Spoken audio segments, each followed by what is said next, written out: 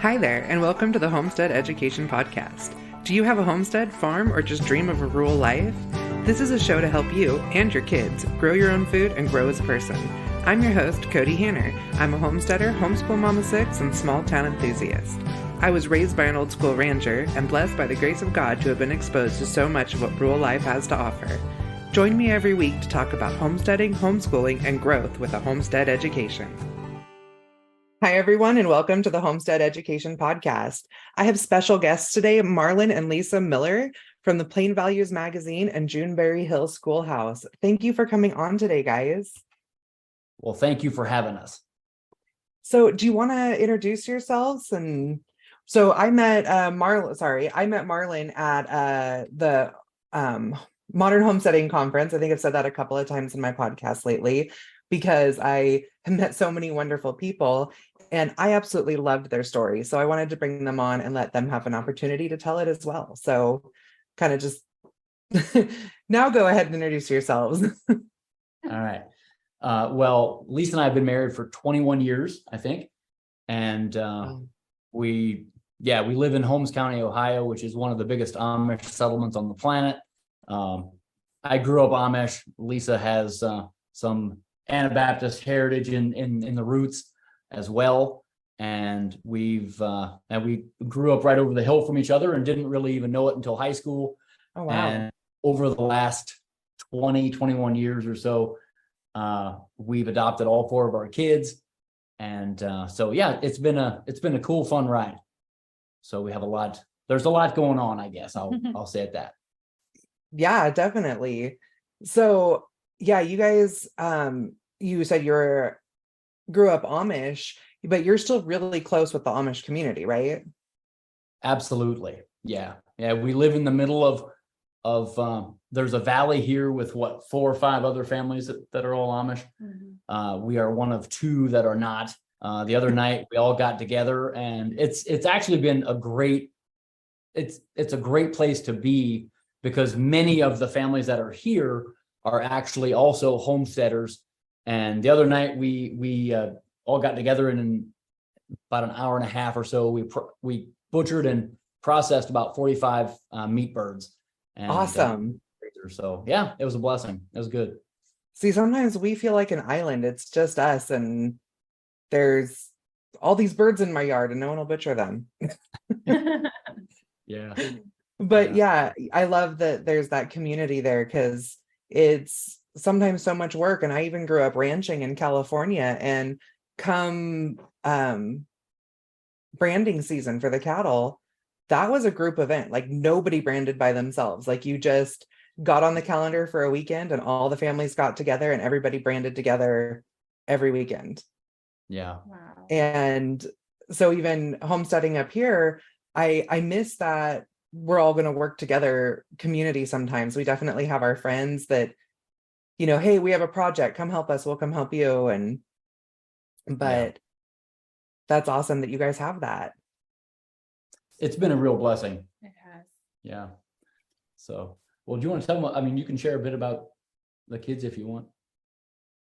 I'd love to hear about the kids. I think that's a big part of your story. And it is. Yes. That's pretty much the reason why we are doing most everything that we do, from the homesteading to the magazine to the school to everything. Mm-hmm. It comes back to them. So really, I think I've had a heart for adoption since I was really young, because I have a few family members who are adopted. So after we were married, when we realized that biological children were not going to be an option for us, I was ready to just jump right in right away. And so I think that was, even though we still had things we had to work through, get over that part of thing and kind of lay it to rest, we both were on board with adopting, and we kept our profile very open to a lot of things. And so it was only 2 weeks after our home study was approved that we were matched with our oldest son. Oh, and wow. He was almost 4 years old. He had no diagnosis, but he had been in multiple placements. And so it wasn't until he was about 15 or 16, I think, that we finally had him diagnosed. And they have placed him on the autism spectrum. So he is now living in a group home. So, and he's very happy where he is. He likes his independence, but he still has caregivers there. And so it's been a transition, but it's been really good for all of us. Good for him. I've shared with my audience a lot. I have kids on the spectrum, kids with really severe ADHD and dyslexia, and my son on the spectrum, we're having a really hard time transitioning from raising an autistic child to raising an autistic teenager. Yes, it's a big jump. It really is, because when you're personally, what we're dealing with right now is, when he was little, we could tell the difference between not understanding and defiance. Yes. And at this age, we can't tell the difference between not understanding and defiance, or hyper focus and defiance, or things like that. Like, he'll go to the barn, Not right now, honey. Addie, sorry. It's absolutely fine. So sorry, go ahead. Yeah. Okay. Yeah. After he had been with us for 2 years, we started talking about adopting again, and then we were I love it. It's beautiful. Don't even it's just real life around here. Yes, it is. So they're right outside the door. I can barely hear it, so Okay, good. I just kind of hears like a kid, like muffled kid noises. So okay, good. So he had been with us for 2 years when we started talking about adopting again, and that's when we were matched really quickly with our daughter. They knew she was going to have Down syndrome when she was born, and that is the reason that she was being placed for adoption. So the agency called us, and we met with her birth family a week later, and they chose us, and she was born the very next morning. So I was currently teaching in the local school district. I was teaching first grade, and I literally had to walk out of my classroom, and I didn't go back because she had a long NICU stay and she had multiple surgeries. And then I remember I just looked at her and I thought, I need to be here. I need to be here with this baby. I need to be the one taking care of her. And she had a feeding tube. And so it gave me chills when you said you walked out of your classroom and never went back. That it's so powerful. Yeah, it was difficult. I loved my job. I taught in the local district, but I had all Amish students, and it was in a 2-room schoolhouse in this quiet little community. And I loved what I was doing, but I knew that the place I needed to be the most was at home with our kids. And so that was the first. I worked in corporate agriculture for 10 years and I loved what I did. So, it's not working with kids, but agriculture, that style of living has always just been, that's all I ever cared about. And I definitely had to reinvent that when I was home with my kids. But I knew that I would never go back to that style of work. Yeah, absolutely. So after we adopted Adelaide, we both felt like we wanted to, and we were being called to adopt another child with Down syndrome. So we joined the National Down Syndrome Adoption Network Registry, and then we were matched with our third son. And so we adopted the first 3 kids in 5 years. And he was born out of state. He had a NICU stay, oxygen, apnea monitor, a bunch of new equipment we had to adjust to quickly.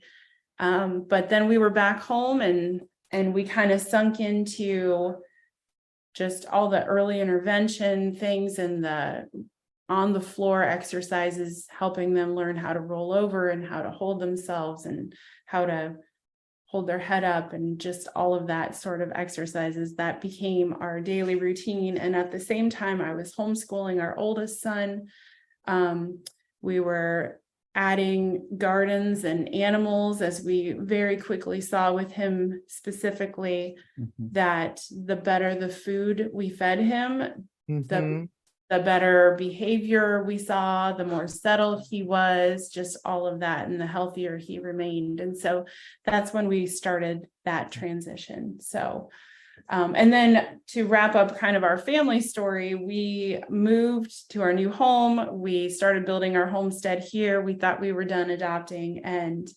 then the Lord brought a baby to our door. So we had a surprise adoption with our youngest, who has mosaic Down syndrome. And so he's been a wonderful addition, and we're very, very blessed to have him in our family, even though he was completely unexpected. You know what? You said that you couldn't have biological children. You know, the unexpected children sometimes are the best. No, I think that's a beautiful story. And, you know, even after we have 6 kids, 6 or 8, depending on who you talk to, what day. I joke we have yours, mine, and ours, and then we have hers. My husband's first wife passed away, and we had custody of her 2 boys. He had raised them since they were little, and then we had them for a couple years until they turned 18 and were still in their lives. But you know, and then my husband had 2 boys from his late wife. I had my twins from my first marriage, and now we have 2 together. So big family with lots of dynamics. We probably would have continued to had more had my youngest not tried to kill me. So that's wow. He was like my roughest pregnancy. 7 weeks pregnant, I got blood clots in my lungs. Oh, wow. And I basically spent the whole pregnancy in bed because I could barely walk to the kitchen without like losing my breath. So goodness. Yeah, that was really hard. And we literally, the blood clots happened because we were driving to our new property in Idaho from Oregon. And so, I mean, we were setting up our whole farm with me like sitting in a chair directing people. It was miserable. Goodness. Does not sound fun. We got our first dairy cow and we're building the stanchion. And there's pictures of me just sitting in a folding chair at the barn.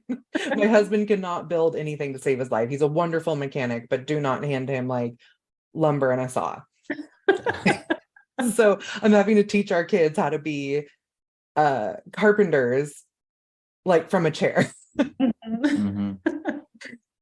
So, but we started our homestead journey because of health reasons too. And so I think it's such a big conversation with so many families that's their catalyst for deciding to learn. I mean, that's really all it boils down to, is learning and embracing the education that we haven't been provided the last 100 years. Yeah. So you guys you started a magazine to kind of get the word out there about what you're doing, right? Well, we started the magazine. Yeah, we wanted to do a magazine. Both Lisa and I love books and everything in print. And we wanted to do a magazine that talks about the dignity of kids that have special needs, from spina bifida to Down syndrome to, everything in between. We have a lot of friends who have, children that have some pretty rare genetic things, and those kids have brought such joy into their lives. It's not always easy, but it's always worth it. And we wanted to kind of shine a light on that sort of thing, along with all kinds of cool ministry stuff that's being done all over the planet. And then we wanted to talk about I'll say it this way. We wanted to talk to all the Amish folks across the country. And so we started the magazine with the concept that it was really for the Amish population because of our own roots and because of where we live. And, I can talk Dutch. And so all of those things just kind of play itself right into that's kind of our own backyard market, if you will.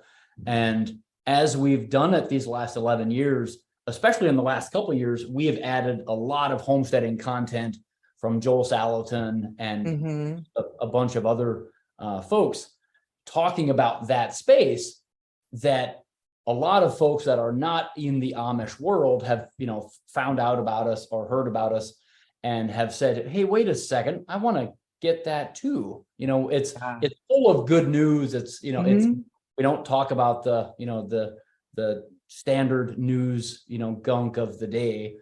And we just, try to kind of shine a light on the positives and the good things. And we really focus on being a faith-centered, simple way of life, to talk about how to live in community with your neighbors. And there's just all kinds of great things. I mean, Joel writes for us, Rory Feek writes for us. There's a bunch. Mark Gregston writes about family, and we actually have, there's a wonderful lady who was also, sorry, sometimes I stutter. She was widowed many, many years ago, and she actually writes about loss every month. And that has actually become one of our most popular columns. It's just been a fantastic blessing for us and many folks. There's just all kinds. I mean, it's not super nichey in any one direction. It just talks about a lifestyle that we think holds much good for many people. So I love it. And I share your vision. When I was a single mom, I was in college at the time. I had 2-year-old twins. My son is autistic, and I was a little lost, as a single mom and trying to go to school and try to navigate therapies and everything that are going on with it. I mean, speech pathology, speech therapy, early intervention, all those pieces that you're dealing with, which I know you guys are familiar with. Yeah. I had the opportunity of giving a tour of our school farm. I went to Chico State University, our school farm to Temple Grandin. Wow. And and so I toured the whole farm with her, and we got done, and she's like, well, do you have any questions? I mean, if you've spent any time with her, she's very like, let's get this done, straight to the point, And I said, yeah, I have an autistic son, and I just can't find any direction with him. And when I try to include him on everything that I'm doing, I get told that I'm giving him too much work or expecting too much from him. And she, right in that moment, said, expect it all from him and give him the work. And we were talking directly in regards to the small farm that I had going, my little single mom farm. We had chickens and a couple of goats and some tomatoes on our back porch, but she said, give him all of that. And I realized right then that I wasn't doing him any favors by making life easier for him. And having a twin sister, I've always been able to expect the same thing from him as I get from her, just with acknowledging that he needs more help. And that has been where I've gone.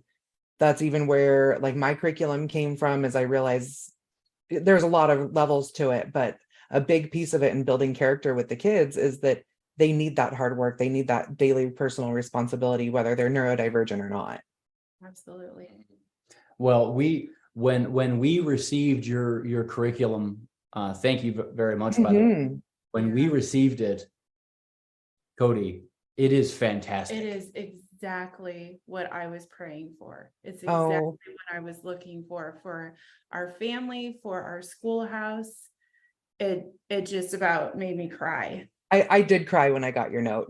So it's up on my desk right now, because I've reached a lot of families with the curriculum. It's been an answer to a lot of prayers, but as soon as I heard your guys' story, I knew that I wanted to be able to provide that for you guys. You have enough trying to put, with your family, you have enough with trying to put the school together. Let me provide the lessons so that you can just do it with the kids. I love that so much. Well, thank you. Yeah. Thank you again. Really. It's been, Lisa and I try to sit on the porch in the morning with a cup of coffee before the kids are up, but Try. this morning it did not quite happen the way that it often does. But anyway, we were actually discussing parts of our journey to the schoolhouse, how and why Juneberry Hill Schoolhouse has come around.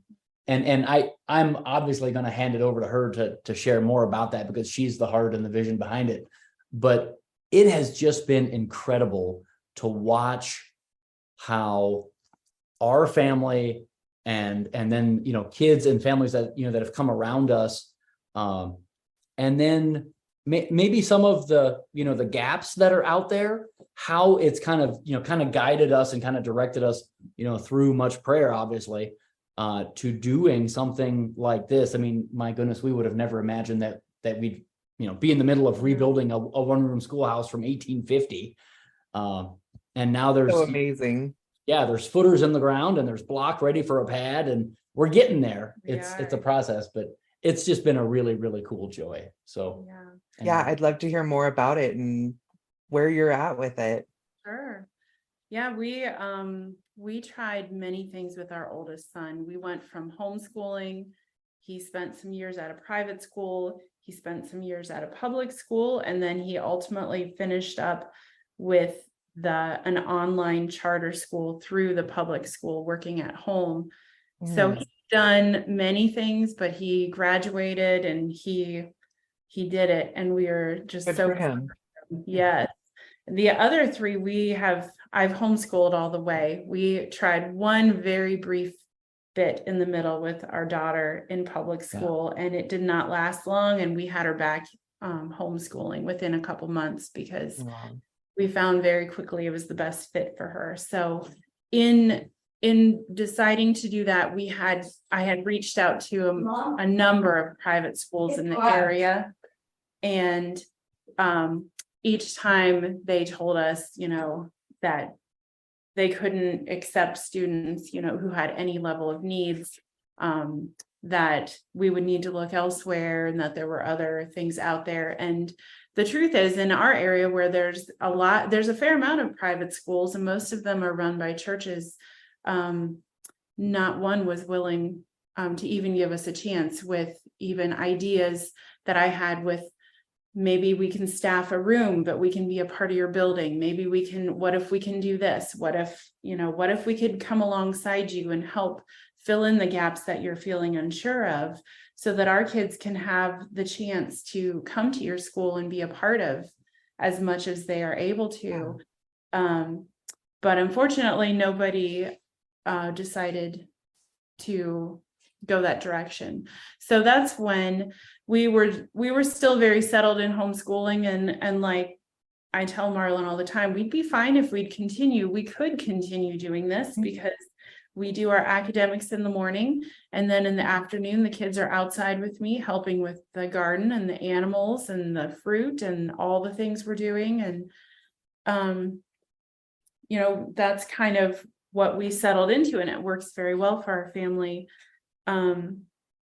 But once we were down at Rory's farm and we visited his school, like I literally just burst into tears when I was standing in front of the school, just watching the students there just welcomed our kids in, and they were showing them animals and they were playing with them, and they were just, it was just an immediate acceptance, which doesn't happen very often for our family. So I just looked at Marlin and I said, this is what we need. This is what our area needs. This is what we need to do. And we were like, oh, there's no way this will ever happen. We just didn't see how it would ever actually become a reality, but that seed of a dream was planted there. And I just held on to it, like, maybe someday this could happen. Maybe we could create an option here where families aren't getting the polite no or the not so polite no at the door. And maybe we can open doors for families here and they can be a part of it. And so we started, and what seemed impossible is now taking shape in our field, and it's really incredible to see. It's going to be a lot of fun. She has her board, she has her policies, she has many, ducks already lined up. And as soon as it's ready, hopefully in a couple of weeks, our builders are going to plan a day, and we're going to gather a group of Amish guys, probably 25 to 30 or so. And we are literally going to do an old-fashioned barn raising for the school. And it's going to go up in a day. I'm going to have to, we're going to do the best we can to film it, but we have to be, very, You have to, Yeah. there, to be careful. But yeah, it's going to be a blast. So. Yeah, I was so hoping you were going to say that. That is so beautiful. And yeah, I understand with the videos. We were in Ohio recently, and my son had never seen Amish, and they were coming down the road in their buggies, and he was really excited, and he's like, "Can I get a picture?" And I was like, "Not when they're close to us. Like, if you'd like to get a picture of the buggy from a distance, I think that so you can take it home and show your sister. But no, you when they get close to us, just smile and wave, and he was really excited because everybody waved, and some, just stopped and said hello. It was Sunday, I think. And we had passed one farm that looked like they were having a big get together. And I think that's where everybody was heading. And he was so excited. So That's cool. No, that's a treat. Yeah. Yeah, that was the, little kids hanging out the back of the wagon waving at him and stuff. So he was pretty enthralled. He's 14, but he's my autistic one. So sometimes he's 14, sometimes he's 8. So, Get it. Yes. Yeah. So when are you hoping to be able to open your school? We will open next fall. We're going to spend this year just getting it built, getting everything finalized, and then we'll open up the applications for a teacher in January and open up the applications for students March, I think, next March, April. And so I think it's going to be fun. We're modeled very closely after Hardison Middle School, but we're going to do things a little differently here, and we're much smaller. So we have a little space, and we're going to make the most of it. I like it. I actually was able to give Rory's daughter a set of books a set of the storybooks at the conference, and he swung back by and he's like, I really want to thank you, because she sat under a tree for 2 hours and read all those books because they actually relate to her life. And so I thought that was really awesome that there was something for her there too. Absolutely. Yeah. They're a great family. They really are a great family. So it's been a joy to get to know them and be able to spend time down there. Yeah. So is your school are you setting it up like nonprofit, or is it a private school that? It is a nonprofit, a 501c3, and in our state, it will be considered a private school. It's a non-chartered, non-tax supported school. So we have done a lot of work. We've done a lot of paperwork in the last year, but sure, coming together. So did I understand correctly? You have another nonprofit that you run, or? Yes, we do. Actually. Yeah. A few years ago, Lisa and I saw that our readers, so if I can bring a little bit more context. Yes, please. Early on in the magazine, we would share a story about a ministry, or we would share a story about a need, a family that's going through a hard time. And the readers really responded. They would send checks and boots and blankets and all sorts of things. I forget the name of the hurricane that went through Houston. Okay. Yeah. But that one, when that happened, I have a sister that's in Texas, and I had heard this, some big shot on a big, national nonprofit, Red Cross, Salvation Army style thing, say on a radio interview, he said, he was asked how much money actually goes to the field. Mhm. And he said, I'm not really sure what our percentage is right now. I don't really know. I can get back to you on that though. And I remember driving back to the office and I thought, if he doesn't know how much money is actually making it to the places that the people are giving it for, Right. why would we give him any money? Right. I can understand not so- knowing the exact, but saying like, we always make sure 50% of it goes, or, Right. At least 70 or 80% would be the Yeah. goal, right? And so in that next month's issue, I just shared a few words about the hurricane. And I shared that, that there's a family member, that's down there. If you want to help, send it here, to our office, and then we'll, cut them a check and all that.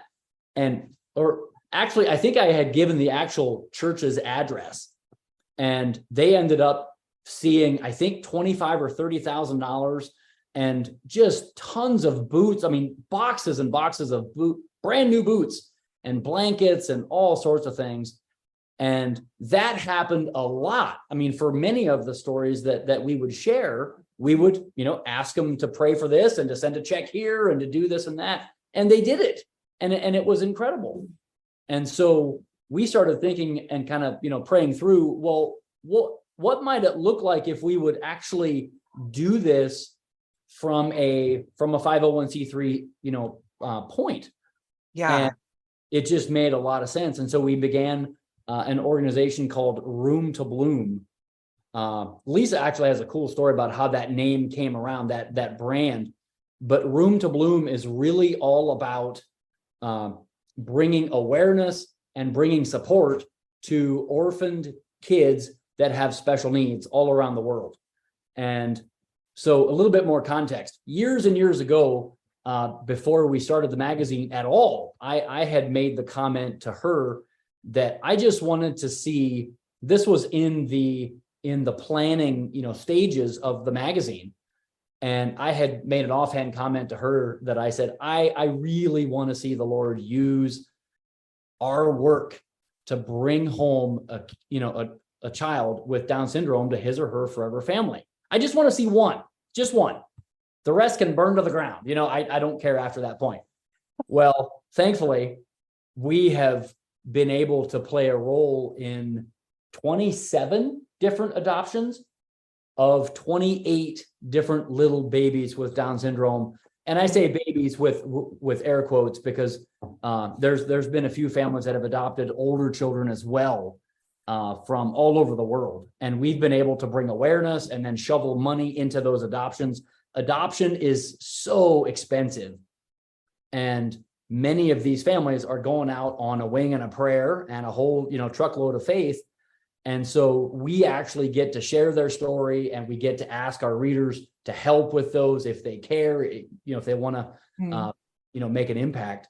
And it has just been it's been a fantastic thing. We've been able to shovel hundreds of thousands of dollars into these adoptions, and then to see these kids come out of some really nasty orphanages and some really tough situations into their forever family, it's a huge blessing. That's beautiful. I know that you lit a fire within my husband hearing your story. He was like, I know you wanted more kids. I think you've brought up adoption. I never thought of it. And he's like, after talking to Marlin, I think let's put that conversation back on the table. So well, praise the Lord. That's cool. Yeah. He even was, we've dealt with special needs. Maybe we should consider special needs. And I was like, I will have that conversation again in a year. Yeah. We're very busy. Yeah. It is never an easy thing to do it. It's never an easy thing. Like we used to say, I know that I used to say, well, I think, most everybody should adopt. I don't say that anymore. It's not an easy road. And I don't want to ever give anybody the impression that it is, but it's always worth it. It is always worth it. Absolutely. So Lisa, Marlin said you had a great story for how you named your nonprofit. Oh yeah, so we had moved some rocks and things by our driveway, and we accidentally put a rock over top of a tulip bulb. And so one spring I was working out there and I noticed this little tiny plant trying to get to the sun from underneath this rock. And I was like, oh no. And I moved the rock and I put compost and I watered it and I tried to stake it up and I trimmed the bushes back around it so it would get as much light as it could. And I just felt so bad for this little tulip, and it was crooked and it was pale, but it bloomed that summer, and it was, with the rest of them, it was not as tall and not as full and not as pretty, but it did its best. And it, to me, it just was an example of some of these kids that are stuck in really hard places overseas, or even the children who are being placed for adoption here within the United States, even as newborns. So not saying that where they would be is not a better option, but if they're being placed for adoption or if they're coming out of a hard place, sometimes they just need that room to bloom. They just need to be planted in the right place. And it especially spoke to me with watching our friends who brought home a little girl from Bulgaria, and what limited access she had to being outside or playing or having toys or having consistent caregivers. And then to be able to watch her bloom within a family where she goes to the beach and she has a yard and she has a dog and kittens and goats and a playhouse. And she is just this alive, shiny, happy little girl, where before she was just this quiet little shell of a child who had experienced so much trauma in her little short life. And so that blooming and that planting in a family and just giving that child the basic love of parents that I think a lot of people don't even think about, that there are kids in the world who they don't even have a mom and a dad. They don't even have a family, a place to start out from. They're on their own, and they develop this mindset of, well, I can't trust anybody, and so I have to do everything myself, and it colors their whole life, or it can. And so it's been a real blessing to be a part of helping families who have that calling on their heart and who follow through, to help give them the resources to do so. Yeah. And many people, I mean, I have to include us here too. Before we started this little journey, we had no idea. But the reality is that if you are a child that is stuck in an orphanage overseas, if you're not I should back up. If you're a child in an orphanage that has a special need of any sort, if you're not adopted out of those places by 5 or 6 or 7 years old, most often you are at that age dumped into an adult mental institution, and 90% of them are dead inside a year. They are gone. And we just had to do something. So you're gonna make me cry. That's terrible. And yeah, I didn't know that. And I know so many families that have adopted and they don't even, that's not even brought up. It's not even discussed. And thank you for sharing that, because I think more people need to know that. Yeah. It's a crazy thing. We ourselves have never done an international adoption. We've never been called to that, because at the time there were many kids over here that needed a home as well. And it is a very common thing to hear of those families walking into those places, those orphanages, to go get their child. And you have 40 and 50 and 60 babies or toddlers in a room, and you can hear a stinking pin drop, because they have learned to keep quiet. They get a bottle a day, they get one diaper a day, and that's it. And the people that, the kids that make noise and make trouble learn not to do that. And it's a real sad thing. I'm making a note of this for my assistant because I want to make sure that we share this story. Yeah. Well, you can go to roomtobloomfoundation.com or .org. I'm not sure. I'm sorry. But it's Room to Bloom Foundation. Yes. And I think it's .org. I think. But Okay. anyway, yeah, Sure. Kody, forgive me there. I'm sorry. But Oh no, yeah, it's fine. thank you. There are many incredible families who have adopted multiple children internationally who have special needs, and they're doing the same thing. They're homeschooling, they're homesteading, and their kids they're in it with them, and they are just blooming, and it's so beautiful to see. That's amazing. And my podcast is listened to in 10 countries. So hopefully, and I have active listeners in those countries. Hopefully you can continue to build this organization and help.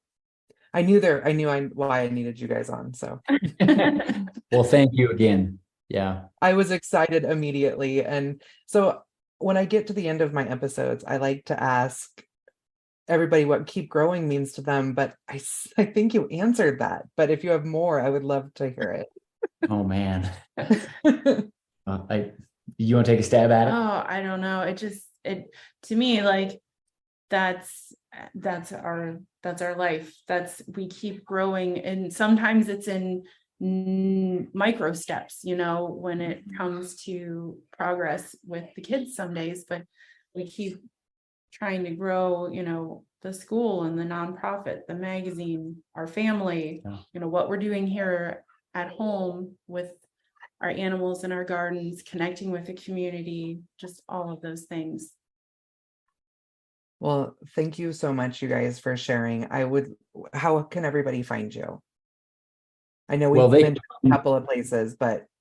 Sure. They can learn more and subscribe at plainvalues.com for the magazine. And I should beautiful magazine.